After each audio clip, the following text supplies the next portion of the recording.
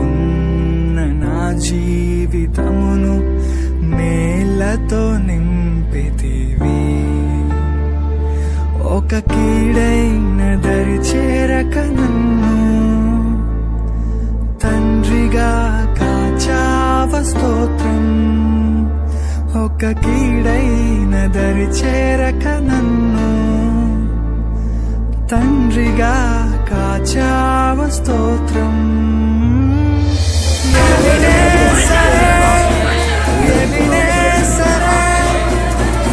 ఇంతకాలం కాచితివే ఎబినేసరే, నా తోడువై నడచితివే.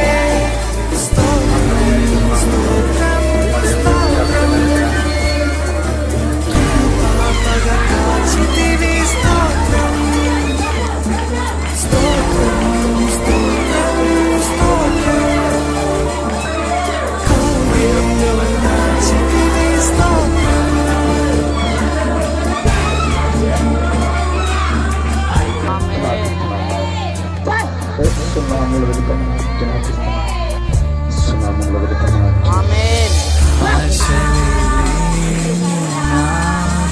బ్రతుకు నీ కృపతో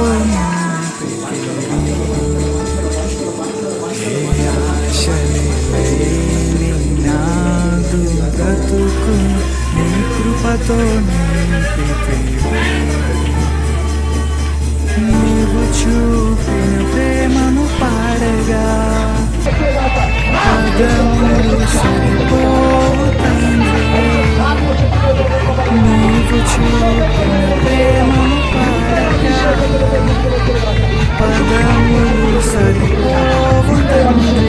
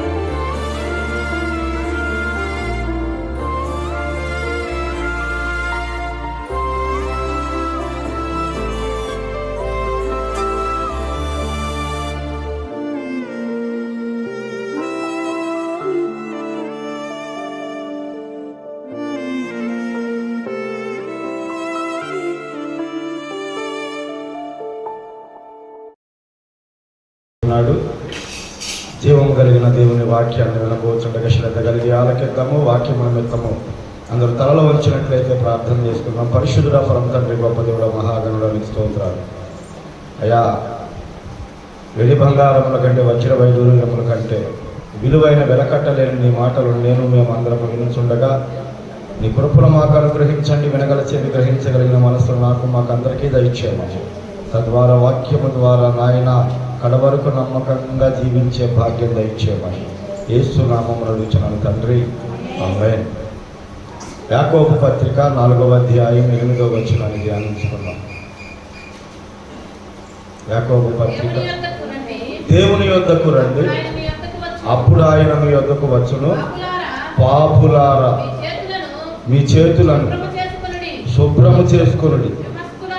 ద్విమనస్కులారా, మీ హృదయములను పరిశుద్ధపరుచుకొనుడి. దేవునికి స్తోత్రం. జాగ్రత్తగా వినండి. చాలామంది దేవుని దగ్గరికి రమ్మంటే ఏదేందో మాట్లాడతారు. మాకు తెలియదా, మాకు ఒకరు చెప్పాలా అని. కానీ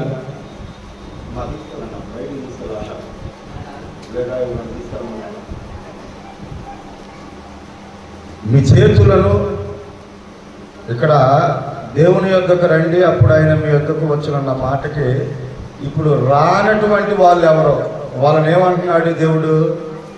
పాపులారా అని మాట్లాడుతున్నాడు. అలాగే మీ చేతులను శుభ్రము చేసుకుని దివ్యమనస్కులారా అంటే 2 హృదయాలు కలిగిన వాళ్ళు, 2 తలంపులు కలిగినటువంటి వాళ్ళు, 2 ఆలోచనలు కలిగినటువంటి వారని దేవుడే మాట్లాడుతున్నాడు. అలాంటి హృదయం కలిగిన వారిని, అలాంటి పాపాత్ములైనటువంటి వారిని దేవుడు ఏం చేయమంటాడంటే మిమ్ములను మీరు పరిశుద్ధపరచుకోండి అని చెప్తున్నాడు. జాగ్రత్తగా వినండి. ఎవరైనా ఎప్పుడైనా ప్రార్థనకి రమ్మన్నా, దేవుని దగ్గరికి రమ్మన్నా, దానికి వ్యతిరేకమైనటువంటి మాటలు ఎవరు మాట్లాడినా కానీ ఇక్కడ మాట్లాడుతున్న నేను కాదు, దేవుడే మాట్లాడుతున్నాడు. వాళ్ళని ఏమని పిలుస్తున్నాడంటే, సంబోధిస్తున్నాడంటే పాపులారా అని సంబోధిస్తున్నారు. వచ్చేవాళ్ళని ఆపేవాళ్ళు కొంతమంది, వెళ్దాంలే తర్వాత అని చెప్పేసి ఆపేవాళ్ళు కొంతమంది, అసలు వెళ్ళొద్దని చెప్పి ఆపేవాళ్ళు కొంతమంది. ఏంది మనం వెళ్ళాలా, ఆయన రాడా, పాస్టర్ గారిని పిలిస్తే వస్తాడుగా అని చాలా తక్కువగా పాస్టర్ గారిని అంచనా వేసి మాట్లాడతారు. ఇలాంటి వాళ్ళందరూ కూడా 2 హృదయాలు కలిగిన వాళ్ళు, 2 తలంపులు కలిగినటువంటి వారు, గర్విష్టి హృదయాలు. అలాగే వాళ్ళని దేవుడు ఏమంటారంటే పాపులు అంటున్నాడు. బైబిల్ గ్రంథంలో నేను ఒక వాయిని చూపిస్తాను మీకు. లోకాసు వార్త 19వ అధ్యాయం 5వ వచనం చూడండి. లోకాసు వార్త 19వ అధ్యాయం 5వ వచనం. యేసు ఆ చోటికి వచ్చినప్పుడు కన్నులెత్తి చూచి జక్కయ్య త్వరగా దిగిరమ్ము, నేడు నేను నీ ఇంట నుండవలసి వచ్చి ఉన్నది అతనితో చెప్పగా. దేవునికి స్తోత్రం, హల్లెలూయా. జాగ్రత్తగా వినండి దేవుని బిడ్డలారా. ఈయన ఎక్కిన చెట్టు ఏంది? అందరికీ తెలిసిన చెట్టే మేడి చెట్టు. మేడి పండు ఎలా ఉంటుంది?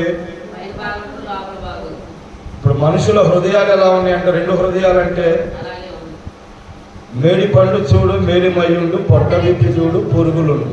ఇప్పుడు పైకి భక్తుల వల్లే కనపడతాం, పైకి దీనత్వాన్ని కనపరుచుకుంటాం, కానీ లోపల వాళ్ళకి అహంకారం, గర్వము చాలా ఉంటుంది దేవుని బిడ్డలారా. అలాంటి వాళ్ళను దేవుడు పాపులుగా ఎంచుతున్నాడు. అలాగే ద్విమనస్కులుగా మాట్లాడుతున్నాడు. 2 హృదయాలు కలిగిన వాళ్ళు. ఇప్పుడు 2 పడవల మీద కాలేస్తే కరెక్ట్గా వెళ్తామా మనం? ఒక పడవ అడ్డుపోయినా, ఒక పడవ ఇడిపోయినా ఏమవుతాం మనం? మధ్యలో నదిలో మునిగిపోతాం. అలాగే ఈ 2 మనసులు కలిగిన వాళ్ళు, ద్విమనస్కులు కలిగిన వాళ్ళు అలాంటి పరిస్థితిలోనే మునిగిపోయే పరిస్థితి ఉంది. జాగ్రత్త. ఎప్పుడు కూడా యేసయ్య కంటే ఎక్కువ ఎవరో కూడా అతిశయించకూడదు, ఎక్కువగా ఊహించుకోకూడదు. గుర్తుపెట్టుకోండి. జక్కయ్య ఎక్కిన చెట్టు దిగిరా, నువ్వు దిగొస్తేనే నేడు ఆయన ఇంట్లో ఉండవలసి వచ్చింది. దిగి రాకపోతే వెళ్తాడా యేసయ్య? ఇప్పుడు ఎవరమైనా సరే మనలో ఉన్నటువంటి అహంకారం, గర్వం అనేది దిగితే తప్ప నువ్వు దేవుని దగ్గరికి రాలేవు, దైవ దీవెనలు పొందుకోలేవు. అలాగే యేసుక్రీస్తు ప్రభువారు నీ ఇంటికి రాకపోతే నీ ఇంటిలో ఉన్నటువంటి శాపం, పాపము, నీకున్నటువంటి పాపాలు క్షమించబడవు. నువ్వు క్షమించబడాలన్నా, నీ శాపాలు కొట్టివేయబడాలన్నా యేసుక్రీస్తు ప్రభువారు నీ ఇంట చేరాలి. నీ ఇంటికి ఆయన రాకపోతే నీ ఇల్లు పాపంతో నిండుద్ది, నీ ఇల్లు మరణంతో పాతాళ లోకానికి దగ్గరగా ఉంటుంది.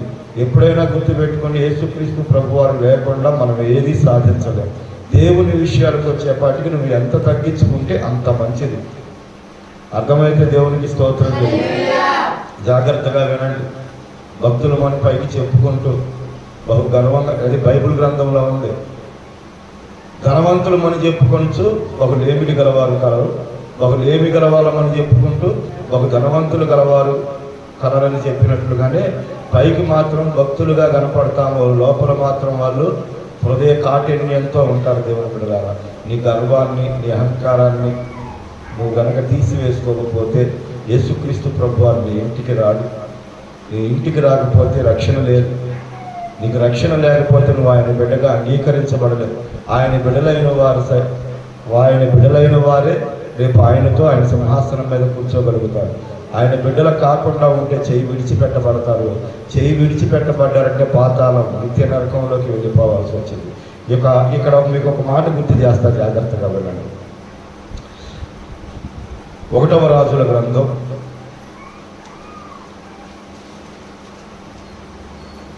రెండవ రాజుల గ్రంథం 5వ అధ్యాయం 9వ వచనం.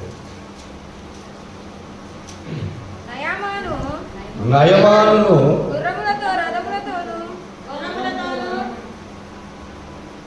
20 చదువుతున్నారమ్మా. నయమాను గుర్రములతోను రథములతోనూ వచ్చి ఎలీషా ఇంటి ద్వారం ముందర నిలిచి ఉండగా, ఎలీషా నీవు యోర్దాను నదికి పోయి 7 మార్లు స్నానము చేయము, నీ ఒళ్ళు మరలా బాగై నువ్వు శుద్ధుడు అగదు అని అతనితో చెప్పుటకు ఒక దూతను పంపెను. దేవునికి స్తోత్రం. హల్లెలూయా. జాగ్రత్తగా ఈ మాటలు వినండి. ఈ సందర్భం ఈ నయమాను గురించి, గెహాజీని గురించి, ఎలీషాని గురించి మన అందరం కొన్ని వందల సార్లు విన్నాం. ఈ నయమాన్ అంటే అటువంటి వాడు సైన్యాధిపతి, అలాగే యుద్ధవీరుడు, పరాక్రమశాలి. దేవుడే ఆయన పక్షా నుండి ఇశ్రాయేలీల మీద విజయాన్ని ఇచ్చినటువంటి వ్యక్తి. ఆయన అంత పరాక్రమం కలిగిన వాడైనప్పటికీ, అంత యుద్ధశాల అయినప్పటికీ, సైన్యాధిపతి అనే ఒక మంచి అధికార పోస్టులో ఉన్నప్పటికీ, ఆయన దైవజనుడి దగ్గరకు వచ్చినప్పుడు దైవజనుడు ఏం చెప్పాడు? వెళ్ళి గడగడలాడుతా వణుకుతా, అయ్యా వచ్చావు, ఎందుకు వచ్చావయ్యా అని చెప్పేసి బతిమలాడాడు ఆ దైవజనుడు. వచ్చిన సంగతి వినబడంగానే దూతను పంపాడు, మనిషిని పంపాడు. వెళ్ళి యోర్దాను నదిలో 7 సార్లు మునగమన్నాడు. ఈడు వచ్చిన వాడే ఉన్న తక్కువ వాడా? సిరియా దేశపు రాజు చేత, దాన్ని ఏమంటారు,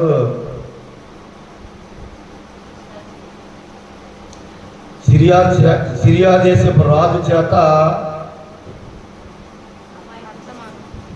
దాన్ని ఏమంటారు నాకు అర్థం కావట్లేదు, నేను అది గుర్తు కూడా రావట్లేదు. ఇప్పుడు రికమెండేషన్ అంటారా? రికమెండేషన్ ఎవరి చేత అంటే ఒక దేశపు రాజు చేత చేపించాడు. బంగారం వెండి వస్త్రాలను బహుమానాలుగా తెచ్చాడు. ఆయనేం తక్కువగా రాలా దైవజనుడి దగ్గరకు వస్తా. వాడికి ఉన్నటువంటి అధికారాన్ని, వాడికి ఉన్నటువంటి సంపదను బట్టి అతను వచ్చాడు. వచ్చినటువంటి అతను ఆ రథాల మీదే ఉండి, ఆ రథాల మీదే దైవజనుడి ఇంటి ముందు నిలిపి వాటిని అడిగాడు. దైవజనుడు చెప్పాడు. ఆయన ఏమన్నాడు వెంటనే? మా దేశంలో నదులు లేవా? నా దగ్గర నాకు ఎక్కడైతే రోగం ఉందో అక్కడికి వచ్చి దైవజనుడు ప్రార్థన చేసి చేయి పెడతాడేమో, బాగు చేస్తాడేమో అనుకున్నానని చెప్పేసి అలిగి కోపంతో వెళ్ళిపోతున్నాడు. ఉంటారుగా ఎవరో ఒకరు పక్కన సైనికులు, అయ్యా ఇంకోటి ఏదైనా బలమైన పని చేయమంటే చేసేవాడివే కదా, ఏముందయ్యా యోర్దాను నదిలోకి వెళ్ళి 7 సార్లు మునగమన్నాడు, తప్పేముంది, నీ బాగు కోసమే కదా, నీ మేలు కోసమే కదా అయ్యా అంటే, వాడు అప్పుడు దిగాడు రథం దిగి వెళ్ళి 7 మార్లు మునిగితే పసిపిల్లవాని దేహము వలె మెరిసిపోయిందంట. దేవునికి స్తోత్రం, దేవునికి స్తోత్రం. హల్లెలూయా. పసిపిల్లవాని దేహం వలె మెరిసిపోయిందంటే యవన బలం వచ్చిందనో లేకపోతే దేహం మెరిసిపోయిందని చెప్పొచ్చుగా. పసిపిల్లవాని అని ఎందుకు మెన్షన్ చేశాడంటే, పసిపిల్లలే, చిన్నపిల్లలే దేవుని రాజ్యానికి వారసులు. చిన్నపిల్లల లాంటి మనసు కలిగినటువంటి వారే పరలోకం వెళ్తారు. ఇప్పుడు చిన్నపిల్లలను కొట్టేవానికి ఆ క్షణం అలుగుతారు, చాక్లెట్ ఇస్తారు, క్షణం నవ్వుతారు. దేవుని బిడ్డలైన వారు కూడా అలాంటి మనసు కలిగి ఉంటేనే పరలోకం వెళ్తామని, పసిపిల్లవాని దేహం వలె అయ్యింది అని దేహాన్ని గురించి చెప్పాడు.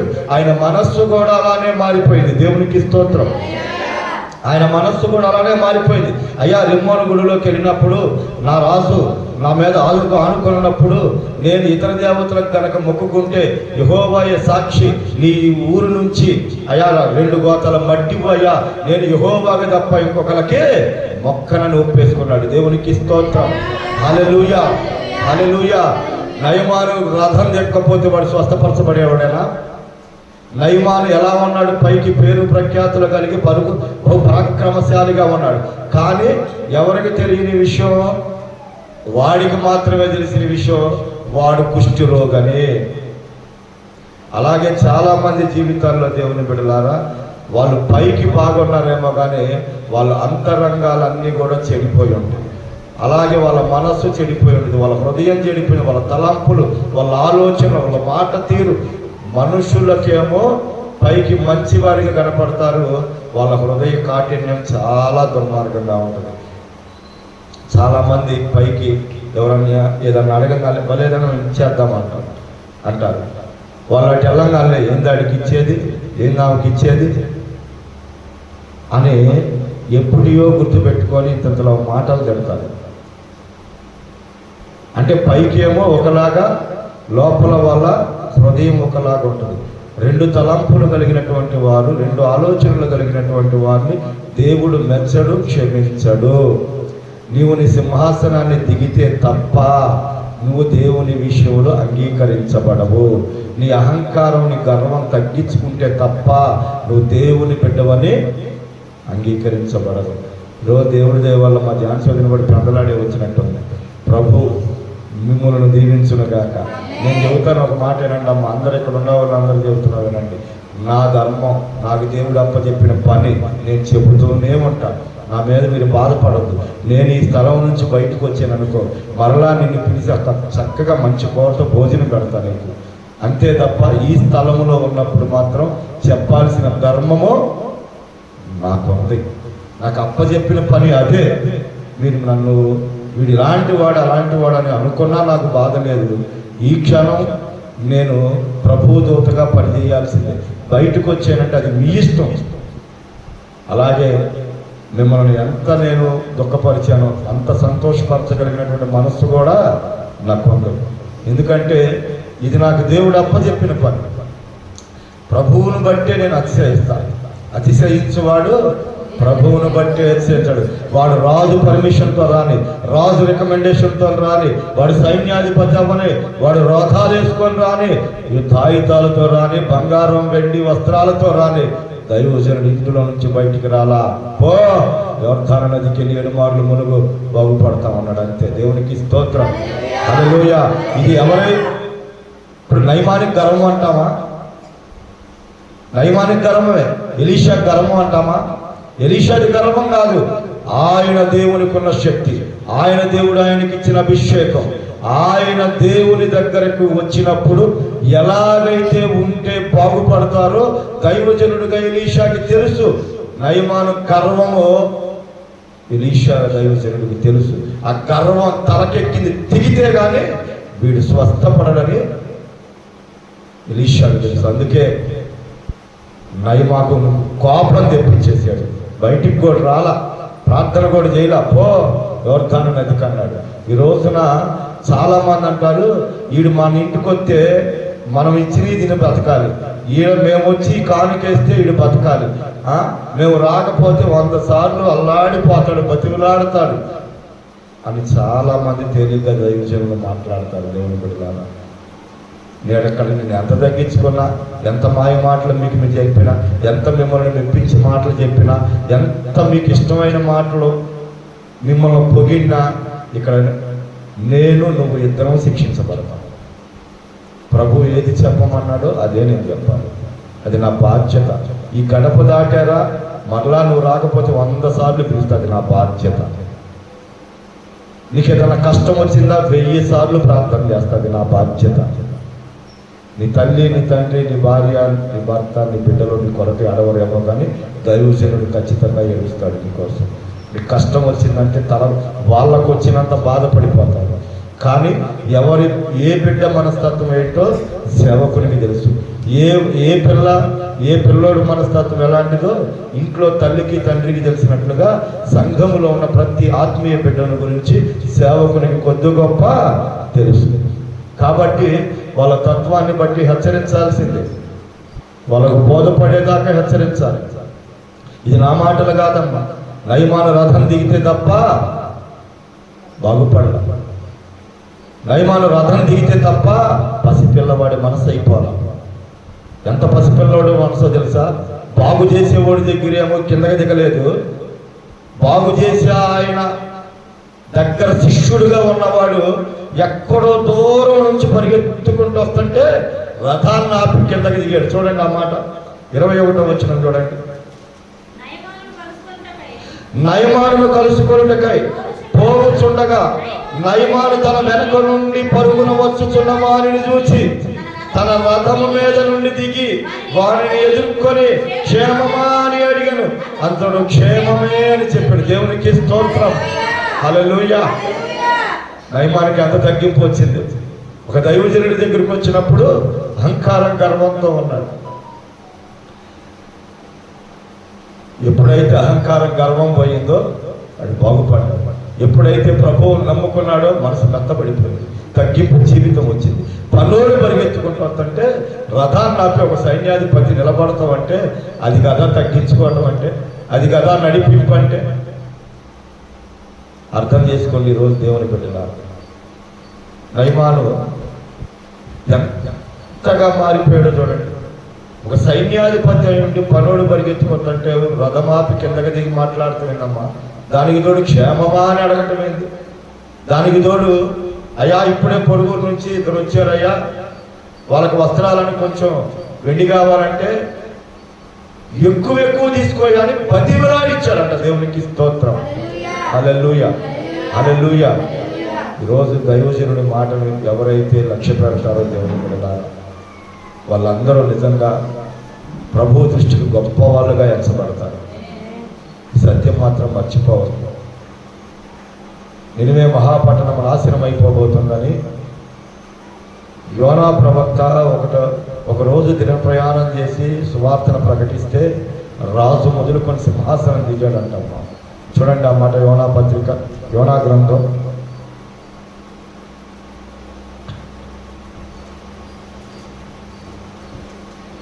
3వ అధ్యాయం 6వ వచనం. ఆ సంగతి నినివే రాజులకు వినబడినప్పుడు అతడు తన సింహాసనముల మీద నుండి దిగి తన రాజవస్త్రములు తీసివేసి గోనె పట్ట కట్టుకుని బూడిదలో కూర్చోండెను. దేవునికి స్తోత్రం. ఊరు ప్రజలందరూ ఉపవాసం ఉన్న ఊరు ప్రజలందరూ బూడిదలో కూర్చున్న గోనె పట్ట కట్టుకున్న దేవుడు పెద్దగా చెలించున్నాడు. నాకు తెలిసి ఆ దేశాన్ని ఏలే రాజు సింహాసనాన్ని దిగాడంట. రాజవస్త్రాలు తీసేసాడంట. గోనె పట్ట కట్టుకున్నాడంట. బూడిదలో కూర్చున్నాడు. వెంటనే ఏం చెప్పాడు యోనాకి? సింహాసనాన్ని తీసి రాజవస్త్రాలు తీసేసి నా కొడుకు దీనుడై బూడిదలో కూర్చున్నాడయ్యా, చేస్తానన్న కీడు చేయను అని చెప్పేసి ప్రభు మాట్లాడాడు. హల్లెలూయా. దేవునికి స్తోత్రం. దేవునికి స్తోత్రం. జాగ్రత్తగా వినండి ఈ మాటలు. నిన్ను బట్టి కానీ నీ కుటుంబాన్ని బట్టి కానీ పాపములో శాపములో కొట్టుకుపోతుంటే జీవం కలిగిన దేవుడు దైవజనులు నిన్ను వాక్యము ద్వారా హెచ్చరించినప్పుడు నువ్వు తగ్గించుకొని కనుక లోబడగలిగితే, నీ అహంకారాన్ని గర్వాన్ని కనుక పక్కన పెట్టగలిగితే, జీవం కలిగిన దేవుని పాదాలు కనుక నువ్వు దీనంగా పట్టుకోగలిగితే ఖచ్చితంగా నీ ఇంటి మీదకి నీ మీదకి రావాల్సిన కీడును నా దేవుడు ఆపేస్తాడు. నినివే మహాపట్టణపు మీదకి రావాల్సిన కీడును ఆపేయలేదా? ఆపేసాడా లేదా? సింహాసనాన్ని దిగాడా లేదా రాజు? దేవుని ఉగ్రత ఎవరు తట్టుకోగలుగుతారమ్మా?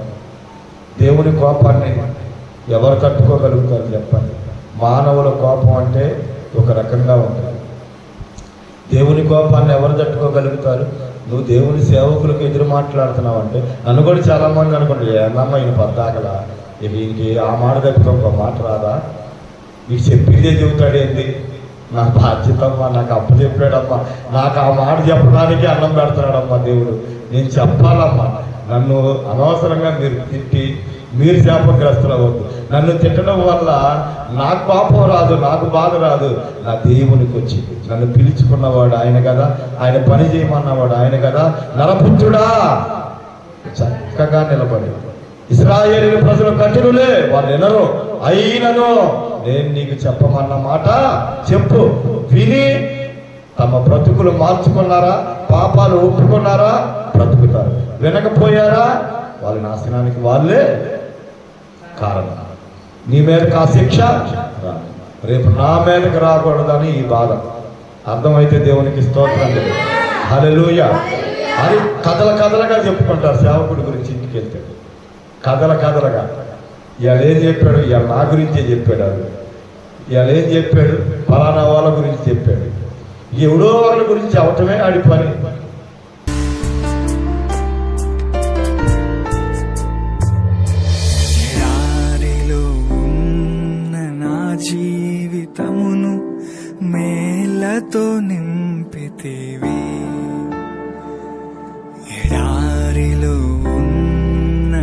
జీవితమును మేళ్లతో నింపితివి.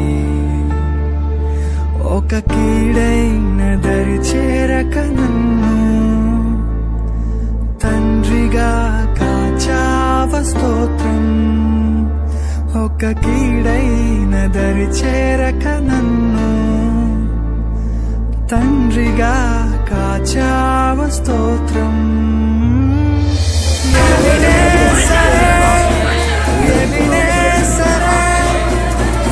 ఇంతకాలం కాచితివే ఎబినేసరే, నా తోడువై నడచితివే. స్తోత్రం స్తోత్రం స్తోత్రం, కృపాపగా కాచితివి. స్తోత్రం స్తోత్రం స్తోత్రం స్తోత్రం, కౌగిలిలో దాచితివి. స్తోత్రం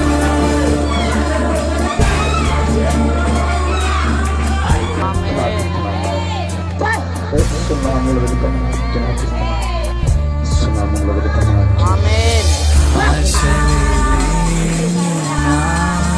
బ్రతుకు నీ కృపతో నింపితివి.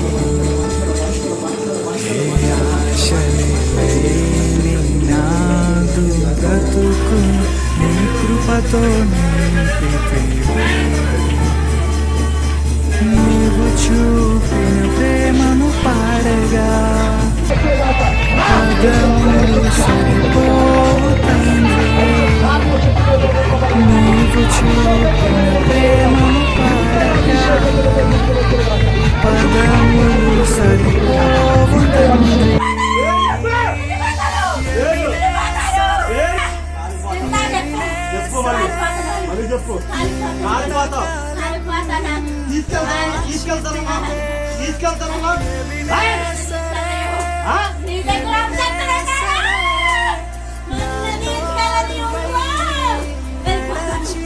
వెళ్ళిపోతాను ఇప్పుడు.